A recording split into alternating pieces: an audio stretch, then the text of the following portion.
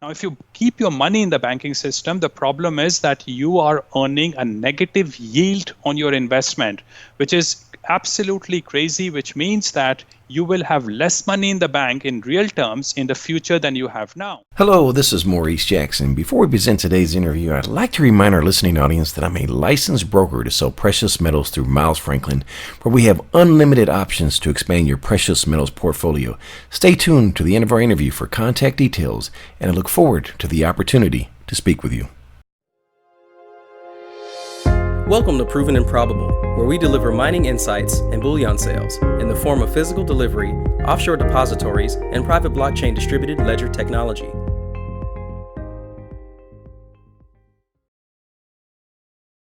Welcome to Proven and Probable. I'm your host, Maurice Jackson. Joining us for a conversation is Jayant Bhandari, the founder of the world-renowned Capitalism and Morality and a prominent, highly sought-out advisor to institutional investors. Mr. Bhandari, welcome to the show, sir. Thanks for having me, Maurice. Glad to have you on the program, sir. We have a number of topics to address today, from geopolitics to unique buying opportunities in the natural resource space. Beginning with geopolitics, let's begin in the Middle East. Syria has a number of events that are unfolding there at the moment. Jayant, you and I had a discussion offline prior to our interview, and you had a number of concerns regarding the turmoil in Syria, specifically with the U.S. expatriating their troops from there. And yesterday, the U.S. confirmed that they have killed the leader of ISIS. What has you concerned about Syria right now? Well, I am actually extremely impressed with what Trump has been doing in the Middle East. He is reducing American influence and American presence in the Middle East, which is exactly what you need to do. What you need to do is to let these people be forced into a situation where they talk with each other. It is not the job of Americans to sit in the Middle East and negotiate and arbitrate problems between these people. Now, here is the problem, Maurice. Islam is divided into something like 60, 70, or 80 different sects. The Middle East is an extremely tribal area, and they are fighting with each other all the time. They have indeed been fighting with each other for the last millennia or more, probably 2 millennia or more, and they will continue to fight because these are very tribal people. And in fact, the problem is that the fight is not just between those 60 or 70 sects. The fight is within those sects as well. Because the problem with tribalism is that everyone wants to be the tribal leader. So this war and problems in the Middle East are never, ever going to end. And it is best that the America leaves the Middle East and let these people run their affairs. The job of America is only one thing, and that is to make sure that they don't let problems increase to a level that those problems become a problem for Americans and other Western allies. And this is, in my view, exactly what Trump has been doing. He wants to focus on problems that can become a problem for America, and rest, we should leave it for the local people to deal with themselves. How does the killing of ISIS's leader impact the power struggle there in Syria? Well, I mean, there will always be a power struggle. There is no escape from it. These people will always fight with each other, and there is nothing, absolutely nothing you can do about it, Maurice. And I'm not just talking about the Middle East, and it is of course, Islam is an issue, but the problem is tribalism and irrationalities of people of the Middle East, Africa, Indian subcontinent, and most of Latin America. These people are socially structured in a way that they will always fight. And you can, by imposing your ways, Western ways on these people, you can only delay their problems and actually subsidize their problems, which means that their problems will increase to a limit that you can no longer control anymore. So why let these problems increase in the first place? Let them fight with each other, and that will keep the population low. Now, that's a very inhuman kind of a statement in a way, but really there is simply no other possibility for these people. They will always fight with each other. I am sitting in a third world country right now, Maurice, and this is the way these societies operate. Truly unfortunate. A lot of innocent lives going to be lost in situations like that, and they have been for, as you mentioned, for millennia. Staying in the region, there are protests in Beirut. What's going on there? Well, this is another Arab Spring starting in the Middle East. And really, one big problem, Maurice, is three legs of problems that are considered good in the world today, quite erroneously. And those three things is democracy, education, and prosperity. And all these three things, democracy, education, and prosperity, is leading actually to a lot of problems in the third world. Lebanon is striking and protesting against corruption, and it sounds so good. We feel so warm when we hear about it, that these people are finally on the street. In fact, as much as 1/4 of the population of Lebanon in many cities is out on the streets protesting against corruption. Now, that should tell us that these people are waking up. They want to get rid of corruption from their societies. But really, if you interrogate these people, and I again tell you, I'm sitting in a third world country, I will be in the Middle East next week. The problem with these people is that they indeed want corruption to stop, but they want other people to stop being corrupt. They don't want themselves to not be corrupt. And that doesn't really add up, because everyone wants to be corrupt. They just want other people not to be corrupt. And the concept of democracy has corrupted the minds of these people. These people think that democracy is some kind of magic wand. They don't really want to understand the details and nuances of public policy, but they think all they have to do is to vote for the right people and make their country good. That does not work. And there is a huge problem, another problem, Maurice, and that is increasing prosperity. And I know you want to talk about Chile as well. The problem is the more prosperous people become, the less they have, the more distractions they have, the more tired, the more intellectually tired they are, because they have nothing else to do in their lives. How much time can you spend drinking and watching the TV? And that is actually exactly when people go and start creating troubles. That is exactly when revolutions happen. That is when prosperity increases, revolution have a higher probability of happening. And that is exactly what is happening in Lebanon. It is not going to end well. Before we leave the Middle East, how about the situation with Saudi Arabia and Iran? Any comments? Well, I mean, listen, we always complain about why America enables a dictatorial government to stay in place in Saudi Arabia. I am actually completely on the side of America. This is one involvement America has got to do. And the problem is that if America leaves Saudi Arabia is going to disintegrate. But worse of all, Iran will become the superpower in the Middle East. And compared to Iran, Saudi Arabia is a saint. You have to have a presence in Saudi Arabia to make sure Iran behaves and does not develop nuclear weapons. And it is indeed America's job, very charitably, and the rest of the world should thank America for it. It is indeed America's job and the job of the rest of the world to stop Iran from developing nuclear weapons, because they will develop it if they are not under forever pressure to not develop it. And that will be a massive nuisance for the world if they develop it. So everyone should thank America for doing charity work for the rest of humanity. Moving on to Kashmir, what is going on there? Well, Kashmir is an interesting thing, Maurice. It is a Muslim majority province, which was a part of what was the British Indian Empire. And in 1947, when India and Pakistan became independent, Kashmir became an independent country. There were actually several other small independent countries which were subsequently subsumed by India and Pakistan. But Kashmir was left alone because it was a much bigger province. And at certain point of time, I think sometime in 1947 late 47 or 48, Pakistani insurgents started to occupy Kashmir when Kashmiri king decided to merge with India. Now, here is the problem.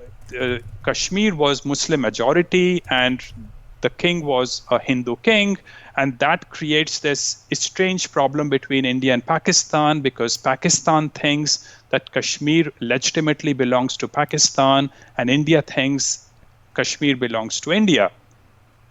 Now, when Kashmir was incorporated into India, the understanding was that Kashmir would stay a special place within India, which means that Kashmir will have its own constitution and own flag. In August this year, Indian government removed that special status for Kashmir and incorporated that fully into India. And I have to say that, Maurice, every time I have talked with you in the last 5 years, I have talked about how bad the situation in India is and how bad Modi is. And I will continue to say that because Modi is an evil. He's a horrible person for India, and India is getting degraded continuously. But at the same time, I must praise what he has done in Kashmir, because Kashmir has been suffering terrorism throughout these decades. And there was actually an expulsion of Hindus from Kashmir in 1990 under the supervision of Indian government, which was absolutely crazy, because in a Hindu majority country allowed Hindus to be thrown out of Kashmir in 1990. So what Modi is doing is that he's trying to restrict this control terrorism that has been happening in Kashmir, and Pakistan clearly is a big supporter of terrorism. And so Modi, by trying to fully incorporate Kashmir into India, is trying to reduce that problem. My view is that he will fail. My view is it will not work out. Kashmir problem will become much worse, but someone had to do something, and that's what Modi is doing. Let's shift the narrative onto South America, where there are riots ongoing as we speak right now in Chile. What has your attention there?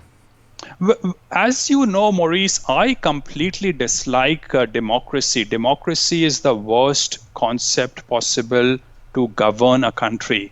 Augusto Pinochet, now he had his own negative sides, but he tried to bring sanity to Chile.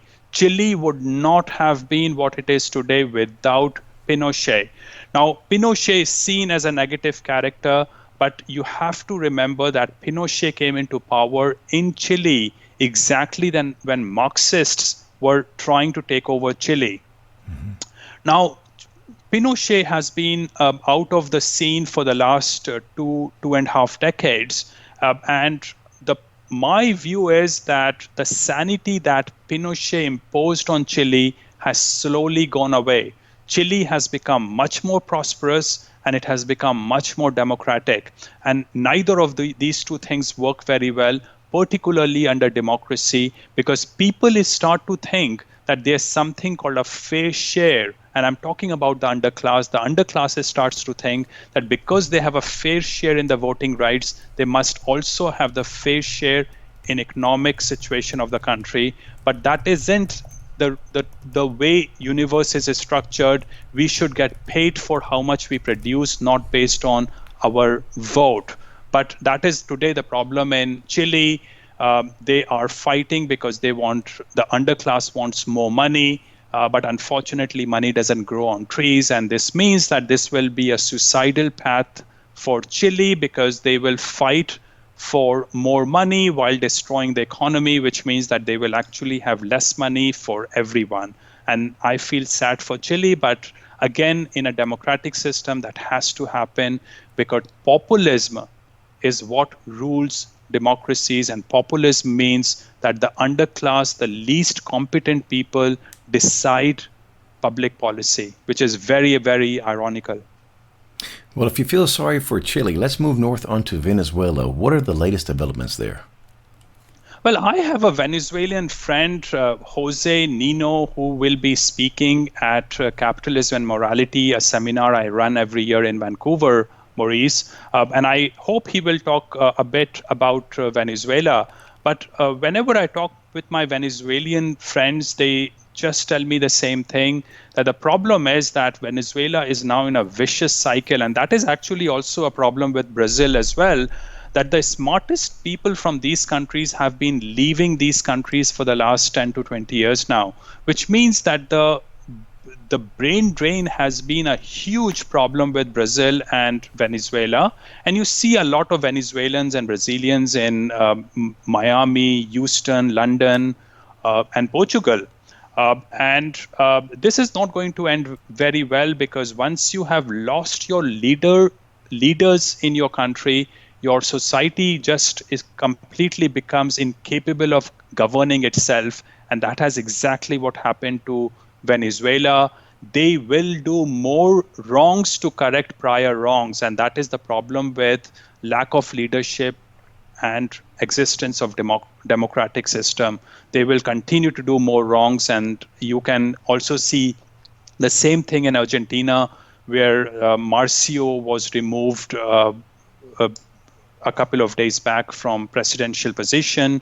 He will lose his seat, and the extremely populist people will come back into power in Argentina, because the common guy simply does not understand economics and public policy, but he still has the vote. Truly unfortunate situation there. Before we leave geopolitics, Canada recently held their elections in which the left won. Were you surprised, and what type of implications will the results have on the natural resource space? Oh, I'm heartbroken with what's happened in Canada. And I think Canada has had only one last chance to correct its course. Leftists have destroyed that country over the last 10 to 15 years. Canada has opened the gates wide open for refugees and immigrants. That is not how you can keep a society together, because you just destroy your society by bringing in all kinds of people into your country who bring in crime, disease, and worst of all, cultural system that is alien to Western culture. And that is what Justin Trudeau has done over the last 5 years, and I think it will continue with more acceleration over the next 5 years. Now, remember, Canada brings in about 1.5% or so new people into the country every year. So in the next 5 years, he will have brought in something like 7 to 10% new people into Canada. Canada brings in more people into it than any other country that I can think of. And Canada will culturally get destroyed. And I really see no way out for Canada now, because the proportion of left-leaning people is massive in Canada. And unfortunately, immigrants tend to predominantly vote for the left, and which means that Canada will become more and more leftist as time goes by. Now, what will happen to the natural resource sector? Natural resource sector will continue as it has. It will suffer in some parts of the country, and like in Alberta, and people in Alberta now want to leave the country. They want to have their own country, and I can fully understand that. But the problem is that leftism has become the base of basic value even in Alberta. So I'm not even sure if a separation of Alberta will help Albertans. In terms of natural resources, Maurice, natural resource nationalism is a problem everywhere in the world. Environmentalism is becoming a religion, a very, very fanatic religion. And you have to be careful everywhere now. I asked that question because we often view Canada as being a safe jurisdiction, and this is one of the vices of that. When you have elections that come out this way and people don't realize the ramifications longer term. Switching gears. Right. Yeah. Oh, yes, sir. Listen, Canada still has the rule of the law, and that is the great thing about Canada. For the next, the degradation will happen slowly because there are checks and balances on the government. They just can't do anything they want to do. So fortunately, there are checks and balances. But one thing is for sure, Maurice, that Canada is on a downward path right now, and it will continue to get degraded unless something happens very quickly. I hope the government falls within a year, and that gives an opportunity for something like Maxime Bernier of People's Party of Canada to come to power. Mm-hmm. Switching gears, what are the precious metal prices indicating to the market? I think we have talked about it, Maurice. There is a huge amount of geopolitical uncertainty in the world. The Middle East is in a crisis, and the more America reduces its involvement in the Middle East will get worse and worse. And exactly the same will happen in the Indian subcontinent as well. And these are exactly the people who consume most of the precious metals, the Middle Eastern people and Indian subcontinent people. And with economies of these countries deteriorating and social problems of these countries getting worse, there will be a huge interest among these people to buy gold. Of course, the problem is that if gold price keeps going up, they have that much of less economic capacity to buy gold and silver. But I certainly see a huge amount of interest in gold and silver in these countries, and that will continue. And I think that is already reflecting in the price of gold and silver. Speaking of buying opportunities, within the 5 precious metals, silver and platinum and numismatic gold are on fire sale relative to palladium and gold bullion. Do you use the price anomalies and distortions as buying opportunities for platinum and silver? I don't even think there is anything called price anomaly. I think prices are what they are. And I don't really try to play the ratios between these metals.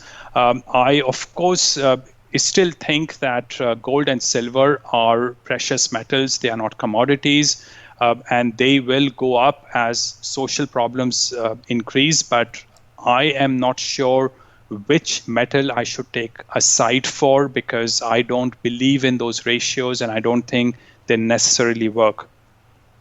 Jayant, a number of audience members don't understand the prudence and merit of owning physical precious metals. For someone that's never purchased precious metals, what would you like to share with them? It's extremely important, Maurice, that you protect your savings. Now, how do you protect your savings? If you don't understand the stock market, you are very likely to lose your money in the stock market. A lot of people buy properties and flip properties, but this does not always work. It might have worked for a certain number of years, but it does not mean it will continue to work in the future. So what other opportunities do you have if you can't trust the property market and you can't trust the stock market? And you should not, because if you don't understand these markets, you will be the sucker. What is left with you is keeping your money in the banking system or buy something that you can hold with yourself. Now, if you keep your money in the banking system, the problem is that you are earning a negative yield on your investment, which is absolutely crazy, which means that you will have less money in the bank in real terms in the future than you have now. So that brings you to gold and silver, because gold and silver at least give you zero yield. And more importantly, that wealth is in your own pocket, in your own control, at your own house. And that is why I think precious metals have a very important place in your investment strategy and diversification strategy. For audience members that are interested in purchasing physical precious metals, please visit ProvenAndProbable.com. We're licensed through the state of Minnesota and proud to be an independent contractor for Miles Franklin Precious Metals Investments to service all your precious metals investments. Moving on to junior mining companies. Jayant, you usually wrote a musing on the health of the space and a number of opportunities that you see. What are you noticing in the space that has you so optimistic? What is very interesting, Maurice, is that over this year, the exploration and junior development stage companies have fallen in price. If you look at the venture index, it is actually as low as it was in the first week of January, despite the fact that gold price has gone up 10 to 20% in the same duration, which means that in terms of profitabilities, the projected profitabilities of these companies, the profitability has actually improved very significantly, particularly because cost of mining these things haven't really changed much. oil price continues to be low, and as a result, the projected profitability has gone up, and as a result, the valuation of these stocks should have gone up, but they have actually fallen. And that is always a very interesting opportunity because there is blood running on the street. People are feeling very pessimistic, and that is exactly when you can make the easiest and best money if you can identify good companies run by good managements, companies that have good projects. If you can do that, you can actually make a lot of money, and this is truly the best opportunity that you can have. I want to be selling, Maurice, when the prices go up. Most people like to buy when prices are going up. I like to start selling at that time. Absolutely. Jayant, this is everyone's favorite part of our interviews is when we discuss arbitrage opportunities, because you're the most respected name with a proven pedigree of success here. Do you have any to share with us? Not many, Maurice. The year is coming to a close. There is a lot of pessimism in the market, and the end result is that there are not many mergers happening right now. I think they will pick up again early next year. But something that people might want to have a look at is a company called Core Gold. The ticker is CGLD, and Core Gold is trading at about 22 cents. And it has a hostile takeover offer from an Australian company, and that offer values Core Gold about 90% higher than the current share price of Core Gold, which is a very nice upside. But of course, there are a lot of risks because this offer has not been accepted by Core Gold. Core Gold is looking at other opportunities, but at 22 cents, I think the downside risk is limited, and there could be a nice upside in owning Core Gold, particularly if this hostile takeover offer is accepted by Core Gold management. Kind of reminds me last year with Maritime Resources and Anaconda Mining. Besides arbitrage opportunities, which junior mining companies have your attention at the moment and why? You just mentioned the two companies, Maurice. Anaconda and Maritime Resources are two companies that I am paying a lot of attention to. And people should actually try to understand what's the geographical situation between Anaconda, Maritime, and Rambler Mining. And the interesting thing is that these people crisscross each other to deliver.